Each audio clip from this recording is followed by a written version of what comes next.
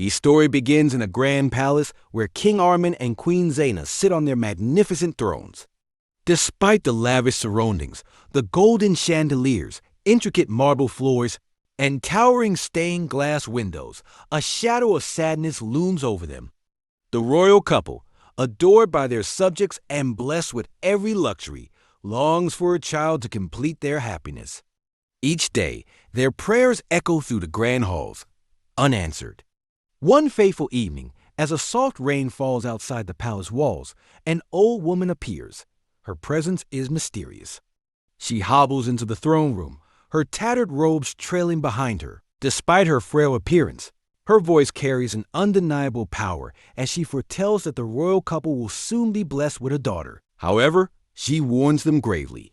The child must remain within the palace walls until her 16th birthday. If she steps beyond, great calamity will follow.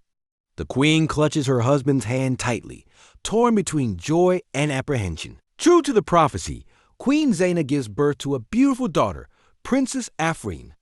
Her arrival fills the palace with unparalleled joy. Bells ring out across the kingdom. The princess's beauty is enchanting even as a newborn, with raven black hair and emerald green eyes that seem to sparkle with life. The royal couple holds their precious daughter close, vowing to protect her at all costs. As the years pass, Princess Afreen grows into a radiant and kind-hearted child. Each birthday, an enchanting event takes place. A fairy visits her in secret, leaving behind gifts of wonder. From glowing necklaces to enchanted books, these magical items fill Afreen's world with mystery and excitement. Despite the splendor of her celebrations, she begins to notice the lack of freedom beyond the palace walls. By the time Afreen turns 13, her curiosity about the world outside the palace grows stronger. Her large bedroom window offers a view of distant mountains, lush fields, and a lively village bustling with activity. On the morning of her 16th birthday, an elderly maid comes to Princess Afreen's chambers. Her wrinkled hands tremble as she tidies the room, but her eyes glint with a hidden agenda. She begins to whisper tales of the vibrant world beyond the palace gates and marketplaces filled with wonders and forests, alive with magic. Her words ignite a fire in Afreen's heart, planting the idea of venturing outside.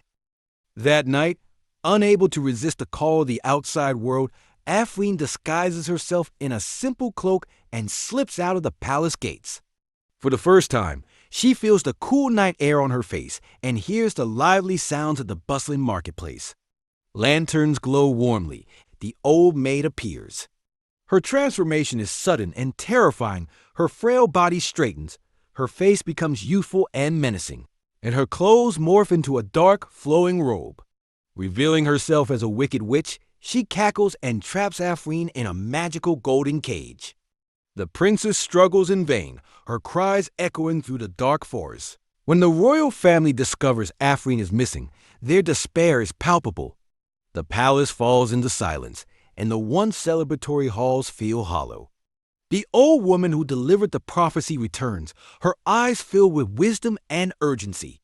She explains that Afreen's life is in grave danger but offers hope. A magical flower deep within the forest holds the power to save her. The old woman tells the royal family of a rare glowing flower hidden in the heart of an enchanted forest. The flower, she says, is guarded by a ferocious beast and can only be retrieved by someone pure of heart and brave beyond measure. The king's advisors hesitate, but hope flickers anew when a humble villager steps forward to volunteer. The son of a blacksmith steps forward with determination. He promises the king and queen that he will retrieve the flower and save their daughter. Adil ventures deep into the forest, where the air grows thick with magic.